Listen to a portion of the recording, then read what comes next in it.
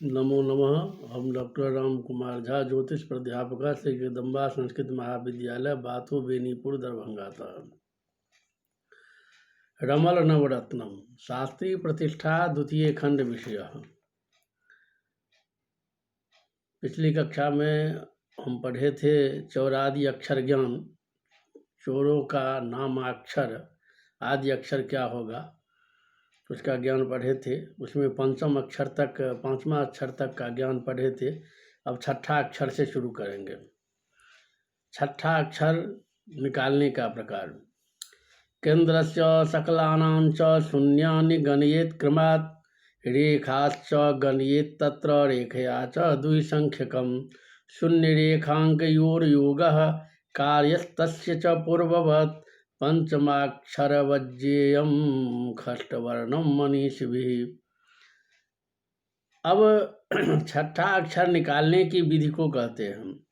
प्रस्तार के केंद्र स्थानों 1, 4, 7, 10 में स्थित सकलों की शून्यों के योग से द्विगुणित रेखाओं के योग जोड़कर 16 का भाग देने से जो शेष बचे उसके तुल्य संख्या वाली प्रस्तार की शकल से पंचमाक्षर के बाद छठे अक्षर का ज्ञान करें। सातवां अक्षर निकालने का प्रकार।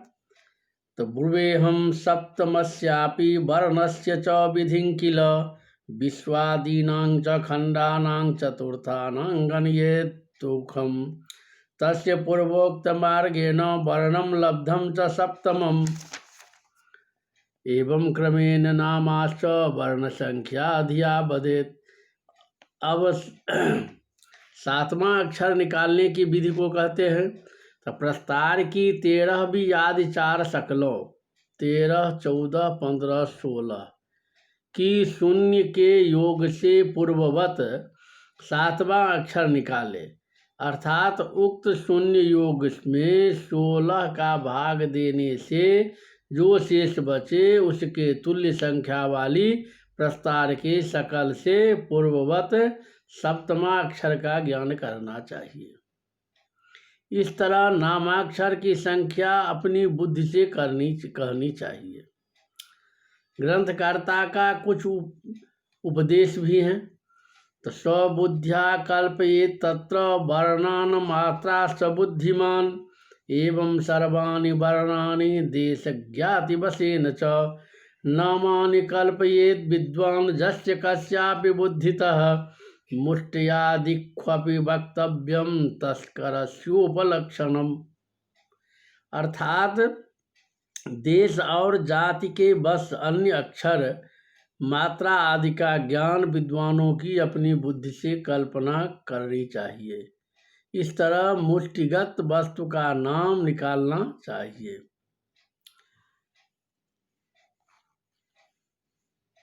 अब दिखाते हैं जो नाम का प्रथम अक्षर निकालने का उदाहरण। रमलम पाथितम तथा तस्य प्रथम सकलम 13 गृहस्थ सकलेन गुणितम जातम उल्का संज्ञकम, अयम च वर्ण बीजदः क्रमे 10 गृहे स्थितः प्रश्नस्य प्रस्तारे खष्टम गृहे समागतः, तस्मात् बीजदहस्य गृहस्य संख्याकं तिर्यकं पंक्त्या दत्तम, प्रस्तार गृहस्य च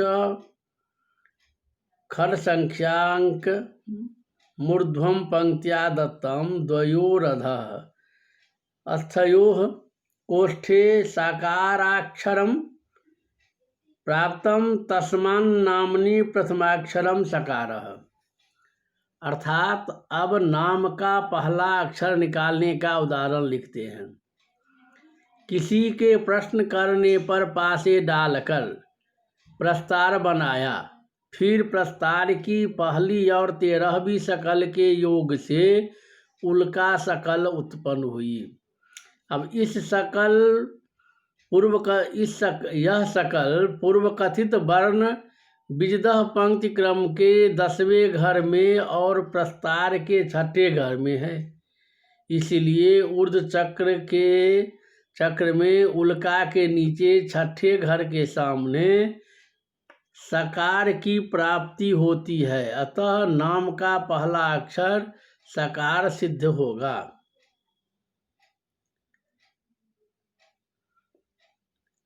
दूसरा अक्षर निकालने का उदाहरण, तस्यैव रमलस्य चतुर्दशाभ्याम सकलाभ्याम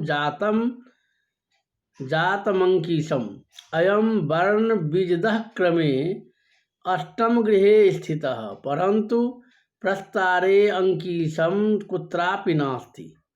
प्रस्तारे अष्टम गृहे नुसृत खारिजम स्थितम अयम वर्ण बीजदहे नवम गृहे स्थितः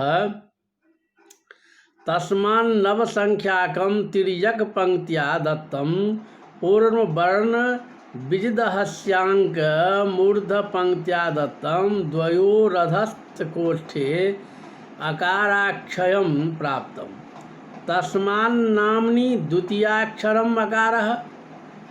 अर्थात अब दूसरा अक्षर निकालने का उदाहरण लिखते हैं। तो बनी हुई प्रस्तार की चौथी और 14वीं शकल के योग से अंकीश शकल उत्पन्न हुई। यह शकल बीजदह पंक्ति में 8वें घर में स्थित है, किंतु प्रस्तार में कहीं नहीं है। तो प्रस्तार के 8वें घर में नुसृत खारिज शकल है। यह वर्ण बीजदह पंक्ति क्रम में 9वें घर में है, इसलिए ऊर्ध्व चक्र में अंकीश के नीचे नव के सामने आकार की प्राप्ति होती है, अतः नाम का दूसरा अक्षर आकार होगा। अब तीसरा अक्षर निकालने का उदाहरण,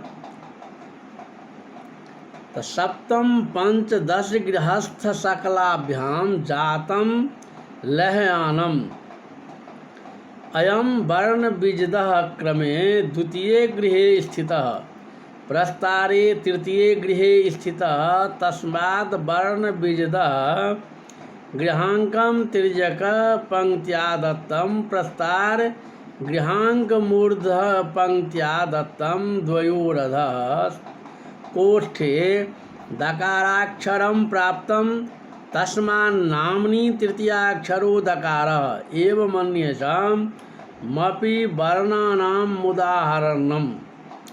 अब तीसरा अक्षर निकालने का उदाहरण लिखते हैं। तो प्रस्तार की 7वीं और 15वीं शकल के योग से लहयान शकल उत्पन्न हुई। यह शकल वर्ण बीजदह पंक्ति क्रम के दूसरे घर में और प्रस्तार के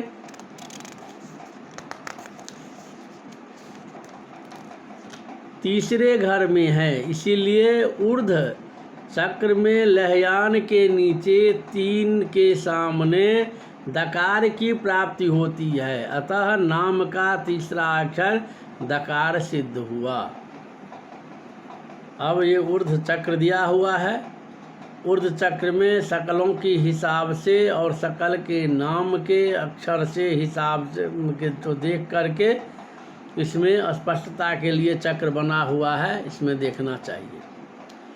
अब मतांतर से चोर का ज्ञान, तो अन्यन्न मतांतरम बक्षे प्रत्यक्षे कुजनेषु च ज्ञानार्थम तस्करस्यापि रमलम कारयेत सुधे पूर्वोक्तेनैव मार्गेण इनकलाबं च कारयेत प्रस्तार द्वितीयं कृत्वा तत्र प्रश्नं विलोकयेत जमातं तत्र गेहे स्यात् प्रस्तारे च द्वितीयके तद्गृहे पूर्वप्रस्तारे दाखिलं सावितं भवेत् तदा जनसमूहेषु प्रत्यक्षेषु च विद्यते तस्करः कारिजे नास्ति मुनकिलीवे तथा वदेत्। अब मतांतर से चोर का ज्ञान कहते हैं। तो यदि कोई आकर प्रश्न करे कि प्रत्यक्ष जनों में चोर है या नहीं है, तो यहाँ पासे डालकर प्रस्तार बनावे, फिर इस पर इनकलाब बनाकर दूसरा प्रस्तार डाले।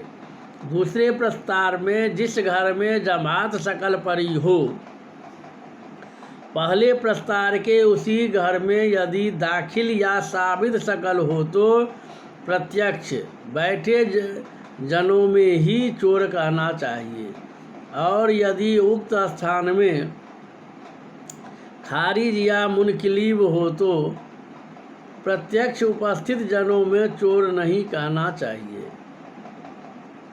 अब